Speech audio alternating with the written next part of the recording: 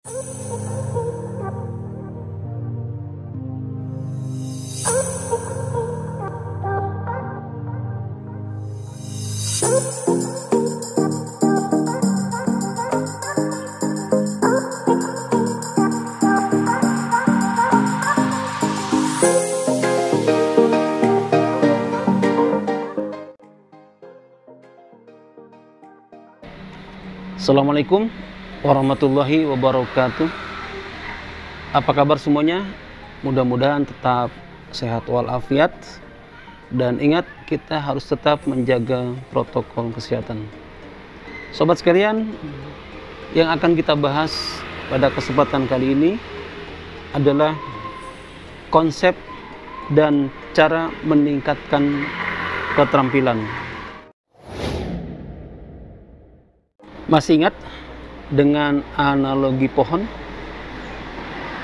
Ya, alhamdulillah. Ada akar, ada batang, daun, dan buah. Mindset itu adalah analogi akar, sedangkan batang adalah analogi buat skill atau keterampilan. Hari ini kita akan bahas tentang keterampilan.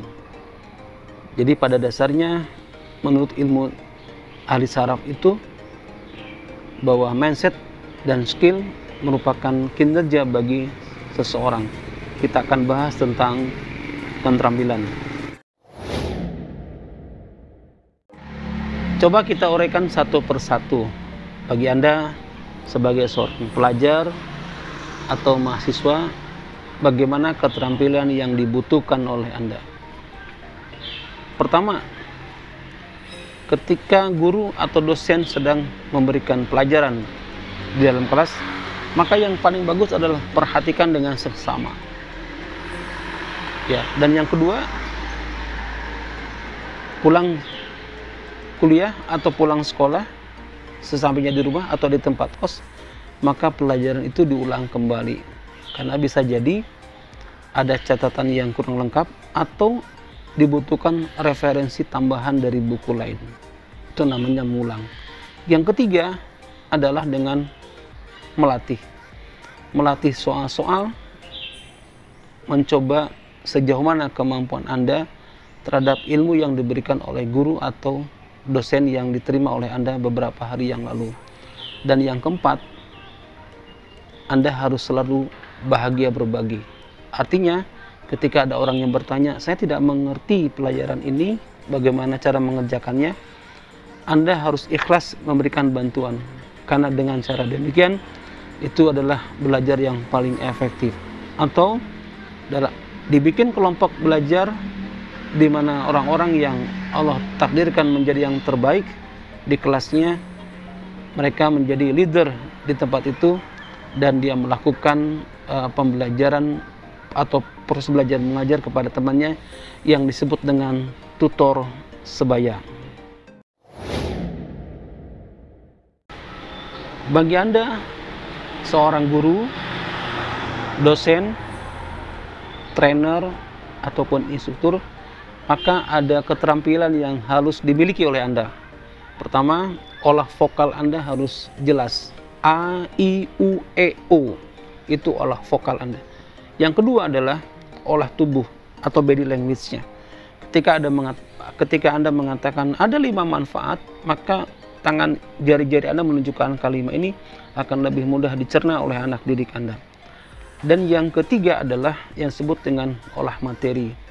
Sampaikan materi itu setelah terstruktur, dari mulai agendanya dulu, apa yang dibahas hari ini, ya, ada pendahuluannya, lalu pembahasan bikin kesimpulan atau closing power, dan setelah itu Anda boleh memberikan latihan-latihan untuk PR yang dibawa di rumah masing-masing. Kami sarankan kalau memberikan PR tidak lebih dari 3 soal buat anak didik Anda. Sobat sekalian, ada 4 hal yang harus dibangun ketika Anda berinteraksi dengan anak didik atau mahasiswa yang Anda ajar. Pertama adalah building interaction. Jangan sekali-kali memberikan materi sebelum Anda berinteraksi dengan anak didik Anda.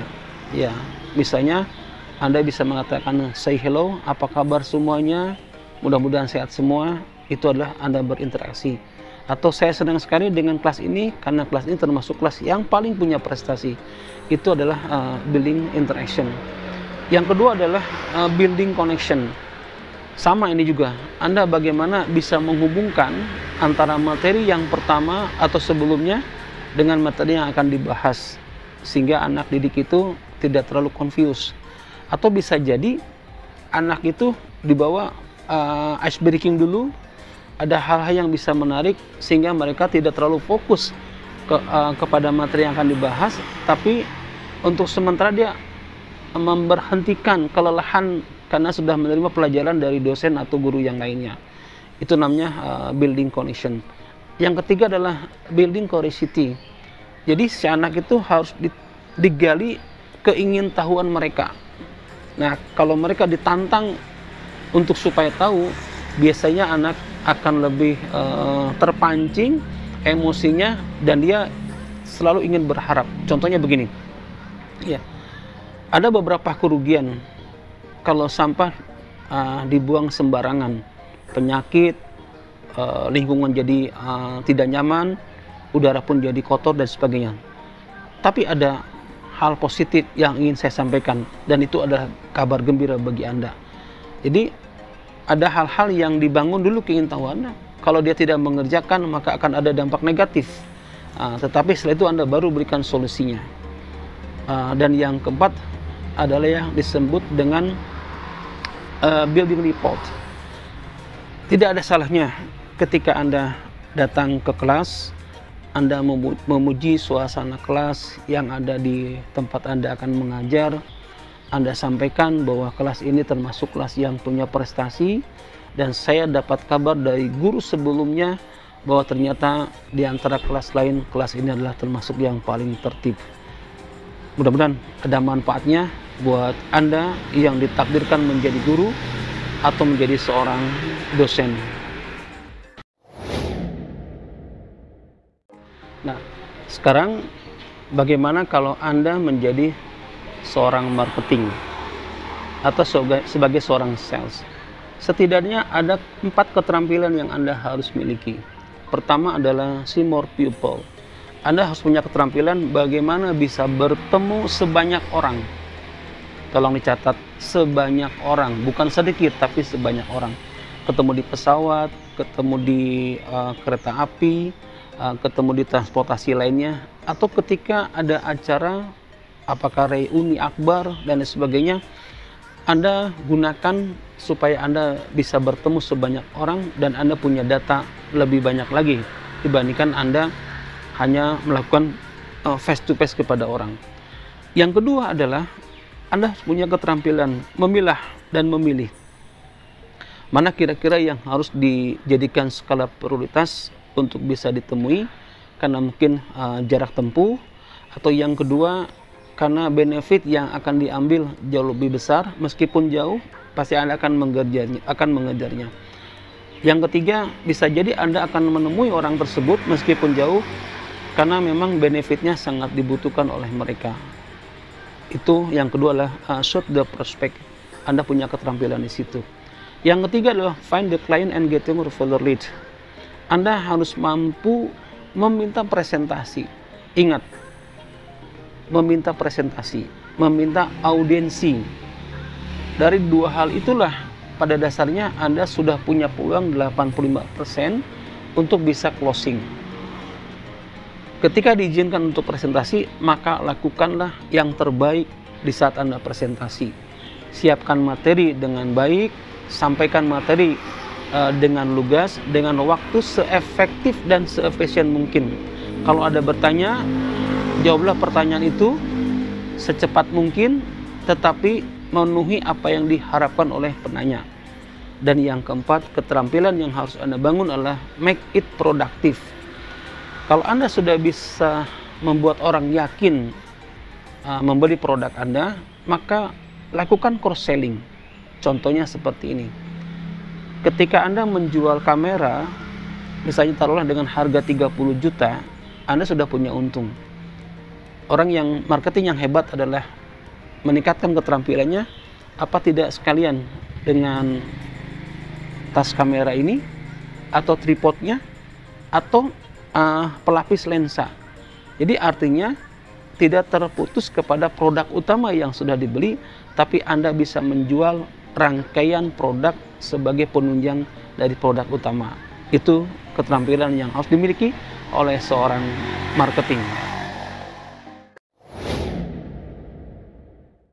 Bagaimana bila Anda menjadi seorang karyawan? Keterampilan apa yang dibutuhkan? Pertama adalah keterampilan mengefektifkan waktu. Jangan banyak waktu terbuang ketika bekerja, karena ketika banyak waktu terbuang, maka pasti pekerjaan Anda akan numpuk.